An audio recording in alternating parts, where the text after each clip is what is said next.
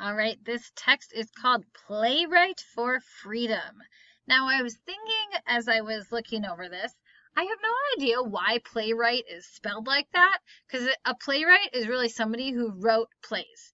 So you'd think write would be spelled like I wrote, like write, I'm going to write it down. It's not. So another weird thing about English has the silent GH in it we've talked about.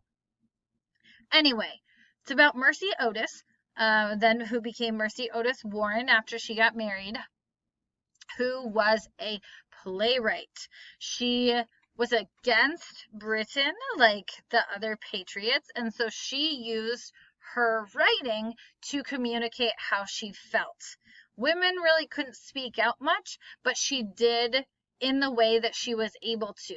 And really, things like plays communicate messages to people almost just as effectively, if not more effectively, as other ways. So she did have a role, even if it was a little more behind the scenes than some of the other people in the American Revolution. First thing, make sure you circle 3 words with those silent letters we talked about. Write about what was Mercy's role in the American Revolution, what was unusual about this, and then underline details. Oh, it should be support your answer for number 3. I'll change that in your copy. And then how do people today protest unfair things? Okay. And now that I'm saying it, I'll probably do underline details that support your answer for 2 and 3, because they sort of go together. What was her role? What was unusual about that? What sentences support her role in that being unusual? Okay. And then the last thing about how people protest unfair things, lots of different ways that you could think about. Really do think about it, or go look it up and see what you come up with.